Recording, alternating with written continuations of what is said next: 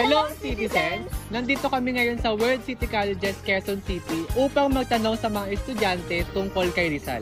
Gaano nga ba nila kilala ang ating pambansang bayani? Malalaman natin kung nakalimot na ba sila o hindi. Halika't samahan niyo kami! Handa na ba kayo?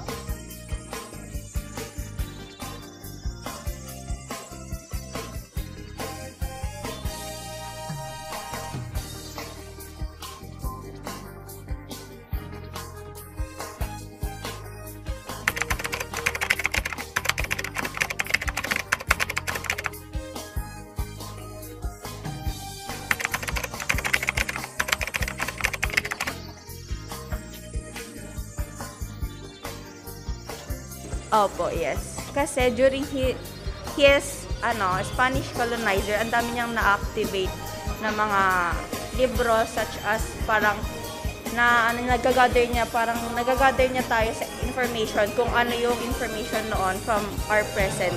Yan. Opo. Yes po. Yes. Why? Ano po, kasi hindi lang naman po sa pakikipaglaban na makipagdigmaan na matatawag mong bayani yung isang tao. Okay, so ang question namin is, kino-consider mo ba na si Rizal ang ating national hero? Yes. Bakit? Kasi opinion ko lang to, pero may pagka unique kasi siya. Imbes na swords and guns ang gamitin niya, ginamit niya yung literature para ipaglaban ng ating bansa against the Spaniards. Okay. Number 1 po about kay Rizal. Do you consider Rizal as a national hero po? Yes, of course. Ano yan?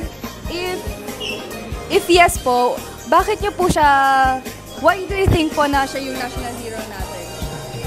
Because he sacrificed so much. Ang dami niyang ginawa para sa natin.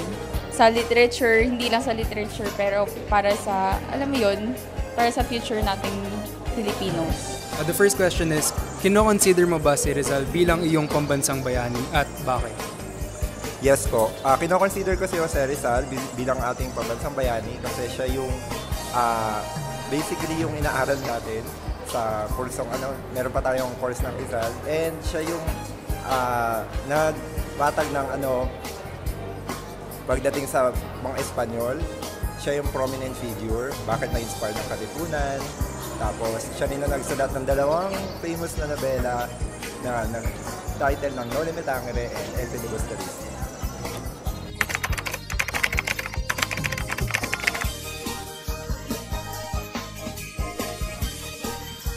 For me, yung mga libro niya, such as Noli Me Tangere, El Filibusterismo, and yung iba pa. Paano niyo po siya sineselebrate? Mag-i-stay sa bahay or pumunta sa Rizal? Last year po, sinelebrate po namin siya as pumunta po sa Rizal Park. Okay. Kayo po? Magkasama po kami. Okay. Naka-best friend goal sila, guys.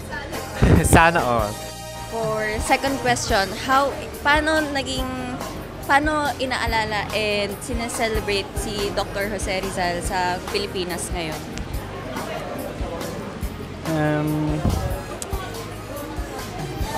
Can you repeat the question? Paano inaalala and sineselebrate si Jose Rizal ngayon? I think meron tayong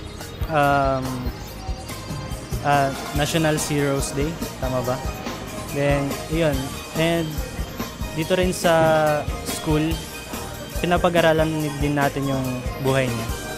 How is Dr. Jose Rizal remembered and celebrated in the Philippines today?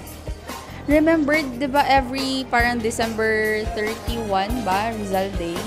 And then, I remember nung sa subject ko last year is my Rizal Act na need pag-aralan yung buhay ni Rizal. Next question naman is, paano nire-remember or sineselebrate si Rizal ngayon sa bansa natin?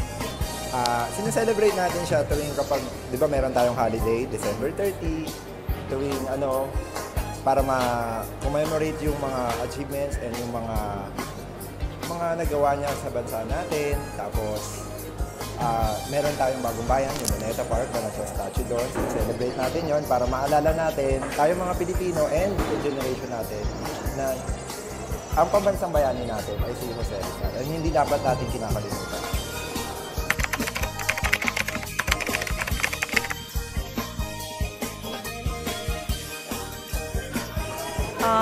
Siguro, for me, ang gagamitin ko is his book. Kung parang ipaparecognize ko muna sa kaibigan ko, like sa friend ko, kung ano yung libro niya, then tsaka ko siya introduce after that.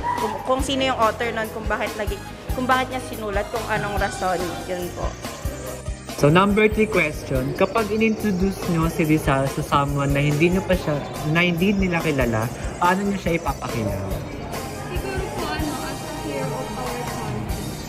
And Susulat ko ng LPD and Dolly.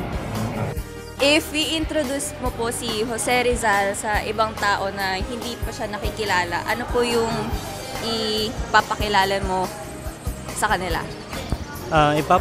Ipapakilala ko sila ipapakilala ko si Jose Rizal sa kanila bilang isa sa mga ating bayani na binuwis ang buhay para sa sambayan ng Pilipino sa pamamagitan ng pagsusulat sa mga kanyang libro sa Noli Me Tangere na ginawa niya sa Noli Me Tangere and El Filibusterismo. Okay. Number 4 po, if you will introduce Dr. Jose Rizal to people who have never heard of him before, paano niyo po siya papakilala sa mga kabataan? Ano siya, babaero, charot. He's so very intelligent.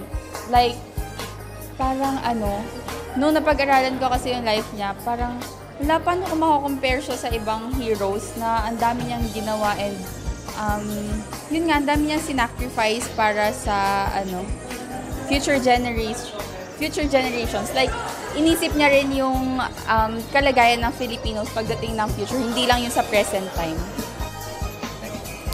The third question is, kapag i-introduce niyo si Rizal sa someone na hindi pa siya kilala, paano niyo siya ipapakilala?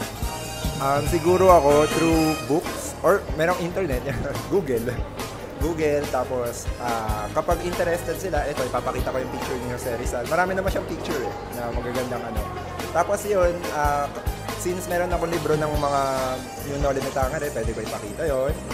Pwede ko rin ipakita yung mga books ko, mga lumang books. Basically, mga pictures. Ay, madami naman yan. Isang Google lang yan. Nandiyan na si Dr. Jose Rizal.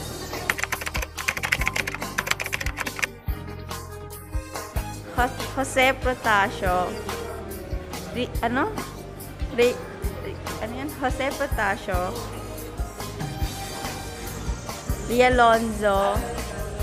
Mali. Diba? Wala kang prize. Okay, bro. Thank you po. Wala, tikat mo yung dulo. Next naman is yung question number 4. Question number 4, this is a bonus question. So, kapag nasagot niyo siya, meron kayong matatanggap na siya. So, yung tanong is, ano ang full name ni Jose Rizal? Jose Protasio Rizal Mercado. Why no? Alonzo Riolanda. So, ayun guys. Dahil nasagot naman nila ng tama yung question, meron silang prize. Pero yung prize na yun ay makukuha pa after ng video na to para hindi mukhang scripted. For bonus question, may prize siya. Ano ang full name ni Jose Rizal? I don't know. Sayang. Okay, thank you po. Thank you so much. Ate, bonus question. Ano po yung full name ni Rizal? Jose Protasio Mercado Rizal. Jose Protasio Rizal Mercado E. Alonzo Rialonda. Yay! Wait lang. Sige.